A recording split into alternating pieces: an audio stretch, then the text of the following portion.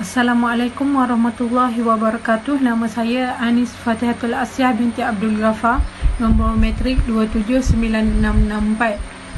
Saya akan membentangkan bahagian pendahuluan tentang isu LGBT. Seperti yang kita tahu, LGBT adalah akronim yang menunjukkan kepada golongan lesbian, gay, biseksual dan transseksual. Singkatan LGBT untuk golongan ini telah diterima pakai oleh majoriti sexuality dan juga pusat komuniti. Istilah gay lebih banyak digunakan ke arah homosexual. Ianya menjadi identiti diri dalam kehidupan sosial. Gay merupakan istilah yang berlaku untuk semua jenis kelamin, tidak mengira lelaki maupun wanita. Namun pada masa kini, wanita yang mempunyai tarikan seks sama jenis lebih gemar menggemarkan diri sebagai istilah lesbian. Selain itu, bagi istilah biseksual digunakan untuk orang yang mempunyai bisexual orientation, iaitu tarikan seks kepada seks sama jenis dan juga turut tertarik pada seks yang lain jenis. Biseksual juga menunjukkan identiti seksual dalam kehidupan masyarakat selain heteroseksual dan gay. Manakala bagi transseksual pula ialah orang yang ingin mengubah kebiasaan hidup mereka dan orientasi seks secara biologi dan berlawan dengan orang yang dimilikinya semenjak lahir. Contohnya seorang yang dilahirkan sebagai lelaki yang ingin memutuskan untuk menjadi wanita sebagai biologi.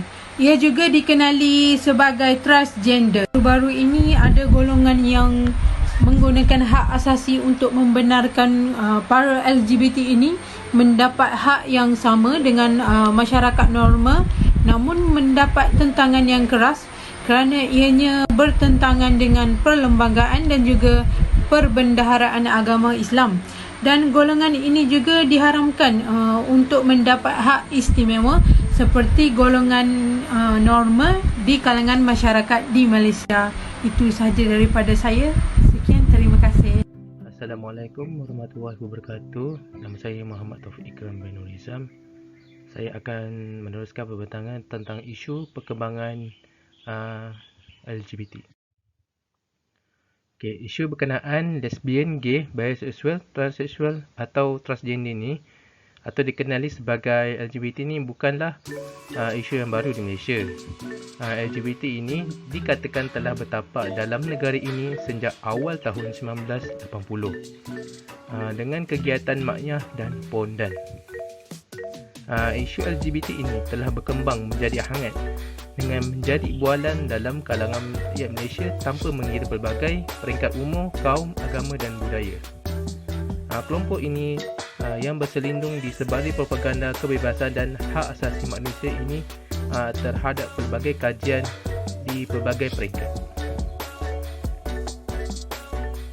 Okey, seterusnya adalah fenomena LGBT, gay, bisexual dan transgender yang dikenali sebagai LGBT ini semakin hari semakin menjadi isu utama mendorong wujudnya tingkah laku songsang dalam kalangan masyarakat di Malaysia, terutama dalam kalangan generasi muda. Budaya LGBT ini sememangnya menyimpang daripada norma masyarakat di Malaysia, terutamanya apabila ia melibatkan isu berkenaan berkaitan agama dan budaya di negara ini. Isu LGBT ini semakin berluasa dan anak-anak muda mudah terpengaruh dengan isu ini mendapat hak asasi dan kebebasan mereka di negara ini. Golongan LGBT ini dilihatkan bergerak melalui sokongan dan dokongan berbagai pihak dengan menjadikan isu hak kebebasan asasi ini sebagai tunjang perjuangan mereka. Kesannya, daripada perjuangan ini, golongan LGBT ini akhirnya membawa kepada pelbagai masalah dan isu termasuklah perilaku jenayah semakin tersebar dalam kalangan masyarakat. Okey, itu saja daripada saya. Seterusnya saya akan beri kepada perbentangan seterusnya. Terima kasih. Assalamualaikum dan salam sejahtera. Saya Muhammad Nusri Belamli, bernombor matrik 27390. Saya ingin menjelaskan tentang faktor berlakunya kegiatan homoseksual atau LGBT. Antara faktor berlakunya kegiatan homoseksual atau LGBT ialah dapat dilihat melalui personaliti semula jadi. Personaliti semula jadi manusia berkait rapat dengan sifat-sifat seseorang. Perkara ini dapat dilihat melalui perwatakan manusia yang mempunyai lemah lembut, feminin serta mempunyai naluri yang tertarik ke arah kejantinaan, sekaligus mempengaruhi untuk terlibat dalam kegiatan LGBT. Sebagai contoh, dapat dilihat melalui lelaki yang memiliki perasaan yang suka akan jantina yang sejenis. Perkara ini secara tidak langsung akan mendorong untuk melakukan perbuatan gay. Gay membawa maksud kepada perasaan dan perbuatan yang dilakukan antara lelaki dengan lelaki untuk melakukan hubungan seks antara sejenis. Jelaslah bahawa personaliti semula jadi seseorang merupakan salah satu punca berlakunya kegiatan LGBT. Faktor sesungguhnya yang menyumbang ke arah berlakunya kegiatan homoseksual atau LGBT ialah disebabkan oleh pengaruh rakan. Hal ini dikatakan demikian kerana rakan merupakan seseorang yang paling rapat dalam kehidupan manusia. Menurut SAPA tahun 2000, kecelaruan gender berlaku apabila seseorang pihak mempunyai rakan yang gagal dalam membantu individu dalam mengekalkan kejantinaan mereka dengan yang sebenar. Memiliki rakan yang suka akan kepada gejala homoseksual boleh membawa seseorang terjerumus dalam kancah perbuatan tersebut. Ini dikatakan kerana ia boleh mempengaruhi pemikiran serta watak seseorang untuk melakukan sesuatu perkara. Sebagai contoh, seseorang kawan menceritakan tentang kekhidmatan kegiatan homoseksual. Dengan ini secara tidak langsung boleh menyebabkan seseorang itu terpengaruh dan berasa ingin mencuba akan perbuatan yang tidak bermoral itu. Hal ini sekaligus akan menyebabkan mereka berasa ketagih dan terpengaruh untuk mencubanya. Oleh demikian, memiliki rakan yang sejenis merupakan penyumbang berlakunya kegiatan homoseksual. Selain itu, faktor berlakunya kegiatan homoseksual atau LGBT ialah disebabkan oleh faktor kesunyian. Kesunyian berlaku apabila seseorang individu tinggal bersendirian, tidak memiliki rakan-rakan teman wanita dalam kehidupannya. Kesunyian ini dikaitkan dengan faktor berlakunya homoseksual adalah kerana pada awalnya seseorang itu bergiat aktif di laman sosial media, tapi lama kelamaan perbuatan tersebut berubah apabila mereka ingin memenuhi keperluan nafsu mereka. Sebagai contoh, dengan melayani laman web berkaitan bahan lucu atau pornografi di cara internet. Ketagihan yang melampau terhadap bahan pornografi boleh menyebabkan seseorang itu terjerumus dalam melakukan homoseksual, sehingga mereka tidak dapat mengawal tuntutan nafsu mereka. Bahkan lagi mereka dapat berkenalan dengan mereka yang terlibat dalam perbuatan LGBT ini melalui cara yang di alam maya. Jelas bahawa kesunyian merupakan faktor berlakunya kegiatan LGBT. Assalamualaikum warahmatullahi wabarakatuh dan salam sejahtera. Saya Nur Syamimi binti Azman, nombor matrik saya 277131. Okey, di sini saya ingin membincangkan tentang cara penyelesaian isu LGBT, iaitu melalui peranan kerajaan, peranan ibu bapa dan peranan media massa. Jom kita lihat apakah peranan-peranan tersebut. Yang pertama, peranan kerajaan. Kerajaan perlu memainkan peranan penting dalam mengurangkan gejala ini kepada golongan generasi muda pada zaman sekarang dengan cara bekerjasama dengan organisasi agama untuk memberikan kesan yang terbaik dalam pemulihan kalangan ini. Sebagai contoh, pihak kerajaan perlu menubuhkan sebuah badan kebajikan yang boleh mengurangkan permasalahan ini, yang mempunyai tanggungjawab untuk membimbing golongan ini kembali ke pangkal jalan.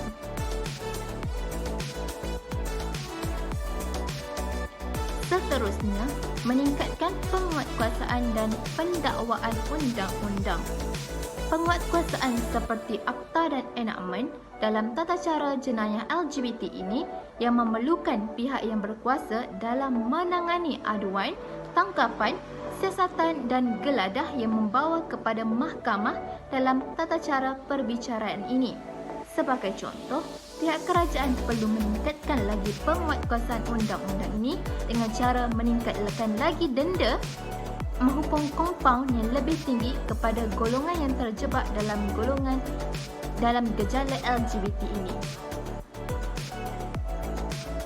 Kedua, peranan ibu bapa. Ibu bapa perlu mengawasi gerak-geri dan tingkah laku anak-anak mereka pada sepanjang masa. Contohnya, ibu bapa perlu memainkan peranan penting dengan cara memantau anak-anak mereka dengan mengetahui latar belakang kawan anak mereka, memeriksa kandungan telefon bimbit mereka, menitik beratkan kepribadian anak-anak mereka dan lain-lain lagi. Anak-anak yang mendapat perhatian yang secukupnya ini sukar untuk tergolong daripada gejala LGBT ini kerana anak-anak mereka telah mendapat didikan dan asuhan agama yang secukupnya. Ketiga, peranan media massa. Media massa ini adalah perkara yang paling senang untuk memaklumkan keburukan gejala LGBT ini kepada golongan masyarakat di Malaysia. Media massa seperti televisyen, surat khabar, telefon pintar dan lain-lain lagi yang dapat memainkan peranan yang penting dalam menyelesaikan permasalahan gejala LGBT ini. Masyarakat kini yang mempunyai pelbagai kecanggihan perlu memainkan peranan melalui media massa dengan memberikan motivasi dan aplikasi canggih seperti Instagram, Facebook, Twitter dan lain-lain lagi. Bismillahirrahmanirrahim. Assalamualaikum warahmatullahi wabarakatuh dan salam sejahtera. Saya Siti Hasrati Aisyah binti Zilati bernombor metrik 2797008. Dalam video ini, saya akan menerangkan teori-teori perkembangan yang berkaitan dengan LGBT. Teori yang pertama adalah teori biologikal. Teori ini adalah merupakan faktor genetik dan faktor hormon yang dipengaruhi oleh identiti, peranan dan orientasi gender homoseksual ini diwarisi. Manakala faktor sosial ini dipengaruhi oleh baka, fisiologi serta persekitaran dan pembelajaran. Pengaruh fisiologi dapat dikatakan berlaku melalui kromosom dan hormon. Hormon juga menentukan perkembangan dari segi otak yang mempunyai pemikiran yang berbeza mengikut jantina masing-masing. Teori yang kedua adalah teori psikoanalisis yang dikemukakan oleh Freud. Peranan jantina merupakan satu proses yang berlaku dalam keadaan yang tidak sedar. Perkara ini berlaku daripada interaksi dalam perbezaan biologi. Sebagai contohnya, pasangan yang mempunyai anak sama ada mereka berperanan atau tidak dalam menentukan peranan jantina seseorang dalam membentuk kepribadiannya. Teori yang ketiga adalah pembentukan identiti yang dikeluarkan oleh Ruth Feissinger. Individu homoseksual mempunyai dua tugas dalam proses perkembangannya, iaitu kepribadian identiti peribadi dan identiti sosial sebagai salah satu homoseksual kelompok. Teori yang terakhir adalah teori pembelajaran sosial. Ia melibatkan persekitaran dalam bentuk tingkah laku melalui pemerhatian dan proses pembelajaran. Sebagai contohnya, jika anak lelaki berkelakuan lembut dipuji, manakala anak perempuan pula berkelakuan agresif juga dipuji. Ini menunjukkan bahawa menimbulkan kecelaruan dalam kalangan anak-anak untuk membentuk jati diri yang sempurna. Assalamualaikum warahmatullahi wabarakatuh dan salam sejahtera. Nama saya Amira Isati binti Muhammad Fahmi, bernama metrik 277545. Baiklah, saya akan meneruskan pempendakan kita pada hari ini dengan sambungan teori perkembangan. Teori ini dinamakan teori tugas perkembangan oleh Robert Habicus pada tahun 1952. Pada peringkat awal usia remaja 12 hingga 18 tahun, seseorang itu akan mencapai akil balik dan menyedari tahap perubahan bentuk tubuh badan mereka. Dalam konteks ini, perubahan pertumbuhan meliputi aspek emosi dan penyesuaian sosial. Dari aspek emosi, remaja akan banyak mengalami kecelaruan dan ketidakstabilan emosi. Bagi aspek penyesuaian sosial pula, mereka lebih cenderung untuk membentuk persekitaran dan mempunyai pergaulan dengan rakan-rakan dengan mudah. Selain itu, teori psikoseksual yang diasaskan oleh Sigmund Freud juga memainkan peranan dalam pembentukan golongan LGBT. Berdasarkan kajian yang dilakukan, beliau mendapati bahawa perkembangan manusia adalah dipengaruhi oleh perkembangan masa lampau sewaktu berusia 6 tahun. Berdasarkan teori psikoseksual ini, peringkat latensi digunakan untuk menggambarkan perubahan pertumbuhan oleh golongan LGBT. Pada peringkat ini, kehendak seksual yang berlaku semasa peringkat falik dipendam akibat interaksi sosial yang berlaku di dalam rumah. Pada peringkat genital pula, alat jantina pada umur 12 tahun yang masuk alam remaja menjadi punca keseronokan utama bagi golongan remaja. Keseronokan timbul seiring dengan keinginan dan dorongan untuk mempraktikkan keberahian dengan rakan-rakan. Umumnya, mereka akan mencapai umumnya mereka akan mencari teman yang berlainan jantina untuk memenuhi tuntutan semula jadi manusia. Namun begitu, ada juga yang berlaku di sebaliknya. Sebagai contoh, mereka mencari teman yang yang sesama jenis antara mereka. Teori yang terakhir ialah teori psikososial yang diasaskan oleh Erik Erikson pada tahun 1968. Pengaruh sosial dan budaya dipengaruhi oleh pembentukan personaliti seseorang. Terdapat 8 peringkat perkembangan manusia, tetapi yang memenuhi ataupun menepati untuk golongan LGBT ialah peringkat identiti melawan kekeliruan identiti. Perubahan besar berlaku sewaktu remaja meningkat usia remaja. Perubahan berlaku dari segi emosi, fizikal, mental, sosial dan kekeliruan. Mereka mencari identiti sebenar dengan bertanyakan soalan siapakah saya, kenapa saya begini. Remaja yang gagal mencari identiti dan gagal mengatasi keadaan akan mengalami konsep kendiri yang rendah dan sudah pasti akan memberi impak yang buruk terhadap pertumbuhan mereka. Itu sahaja daripada saya. Sekian, terima kasih. Assalamualaikum warahmatullahi wabarakatuh. Nama saya Nur Najihah binti Badrul Hisham, nombor matrik 279820. Saya akan membentangkan mengenai refleksi dari temu bual yang kumpulan kami telah adakan. Kumpulan kami dapat mengetahui dengan jelas mengenai maksud LGBT, iaitu satu kumpulan masyarakat yang memiliki sifat suka akan kepada golongan yang sejenis, iaitu lelaki sama lelaki dan perempuan sama perempuan. Berikutnya mengenai faktor yang menyebabkan berlakunya masalah ini adalah dari masa silam seseorang itu. Berikutnya ialah naluri seseorang itu, yang mana naluri adalah perasaan yang timbul semula jadi dalam diri seseorang itu dari kecil lagi, dan akhirnya masalah hormon, iaitu seseorang mempunyai gangguan ketidakstabilan hormon. Apa yang kami dapat lagi ialah kenapa kita perlu menjaga hak golongan ini, kerana mereka adalah seorang manusia yang mana sama seperti kita yang menjalani masa hidup yang sama. Selain itu, perlu menjaga sensitiviti agama seseorang itu, yang mana di negara kita mempunyai pelbagai bangsa dan agama yang berbeza dari cara kepercayaannya, dan mana kita mereka perlu mendapatkan layanan yang adil dan saksama seperti mendapat pendidikan di sekolah. Kebanyakan golongan ini adalah yang dari golongan yang cerdik pandai dan mempunyai kerjaya yang bagus, dan bukanlah mereka ini dari golongan yang jahat-jahat, malah mereka adalah salah seorang yang menyumbangkan hasil mereka di negara ini. Oleh itu, kami mendapat beberapa langkah pencegahan daripada terus terjebak dalam masalah LGBT ini. Kita perlu elakkan diri daripada menonton video-video yang porno, yang jangan mengamalkan sikap kasta antara senior dan junior tidak kira di mana kita berada, dan perlu elakkan amalan mensisihkan orang yang terlibat dalam LGBT ini, sebab yang mana kita semua hidup saling perlu memerlukan antara satu sama lain agar kita dapat hidup dengan lebih harmoni. Daripada itu, kita perlulah menegur golongan ini dengan baik dan penuh berhemah agar mereka tidak mendapat tekanan yang mendesak. Mereka yang mana kita dapat belajar daripada hasil temu bual ini, selagi kita tidak mengenali seseorang itu, maka kita tidak boleh menilai dari segi luarannya sahaja.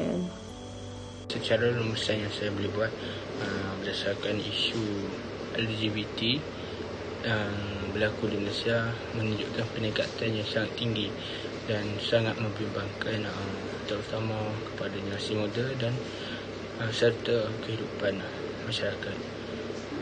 Akhirnya kerana masa depan sesebuah negara akan dilihat berdasarkan kecemerlangan generasi muda.